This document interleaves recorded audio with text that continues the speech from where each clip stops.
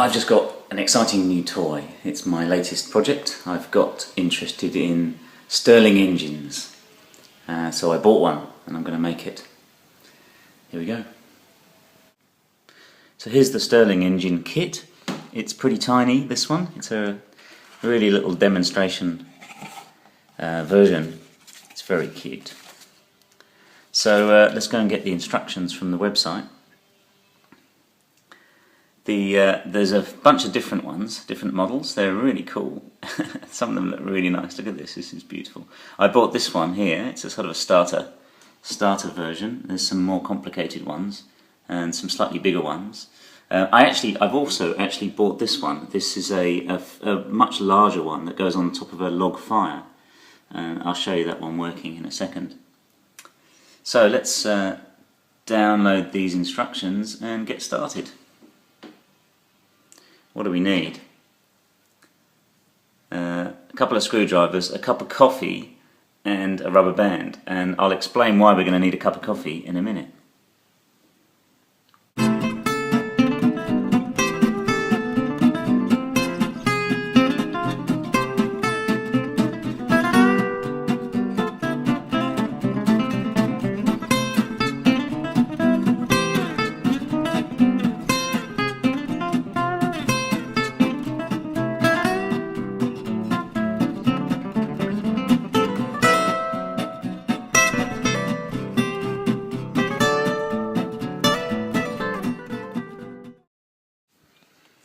Well, there we are. It's all finished. It went together pretty easily. I just had to make one little adjustment to the displacer that was slightly crooked, but apart from that, it's beautiful. Very pleased with it. It's just so beautifully made. Absolutely lovely. So, what we have to do now is we have to go and make a cup of coffee.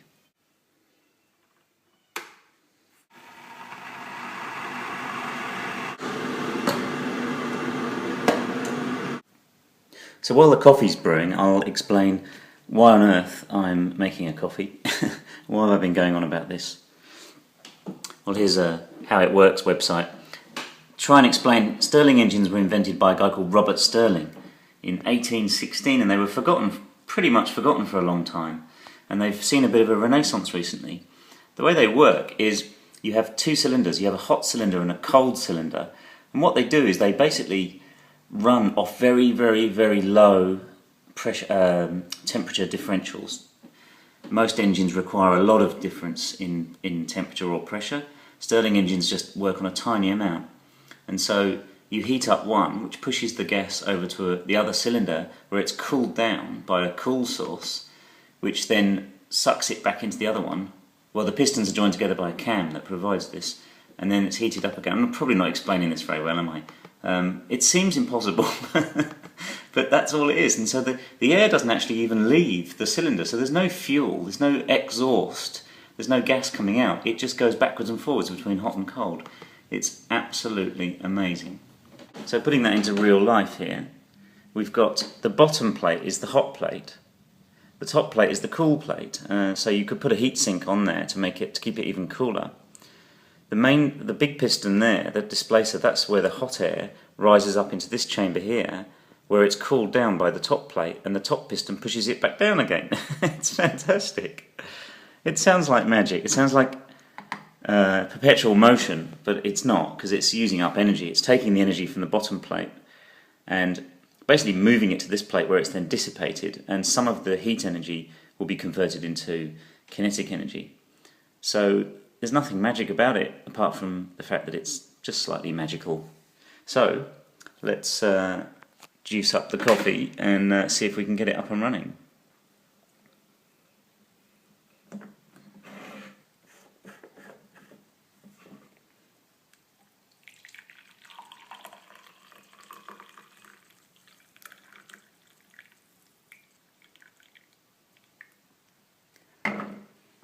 No tricks here. No hidden wires, no batteries, just a cup of coffee. It can actually run off your hand. It'll take a little longer to get going. So it doesn't actually sort of start itself up, it doesn't power itself. You've got to wait for the plate to warm up a little bit. and then give it a quick spin. Oh, I'm getting thirsty now. So let's just wait for the bottom plate to warm up a bit. It's just starting to warm up, but it will need to be a little bit warmer than this.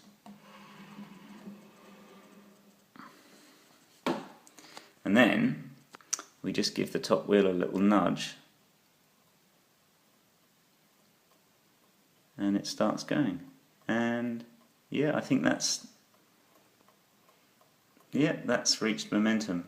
You can actually just about hear it if I shut up. That's how quiet it is, but you can just hear it speeding up.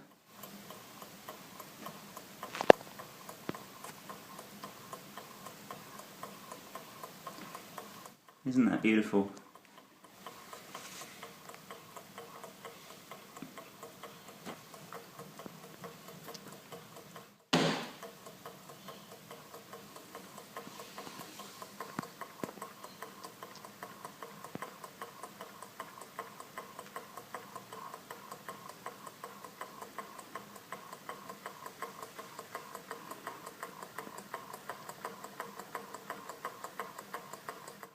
It's really going now.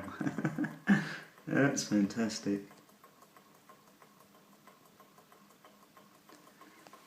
Absolutely beautiful. So the back piston is running the displacer, and that cam at the back there is running the piston for the displacer, and the cam at the front here is running the cooling piston. So the really key thing is the way these two cams are lined up. That's probably one of the key parts of the invention. The amazing thing about these is they were kind of forgotten because the industrial age came along and everyone had lots of coal, and so the big steam engines took over. But these things were kind of forgotten, but they started to get reused in places where you need something that's very quiet or it runs on a very small amount of energy. And they've actually got them in space probes that go out to billions of miles away, running on a small amount of uranium. Incredible.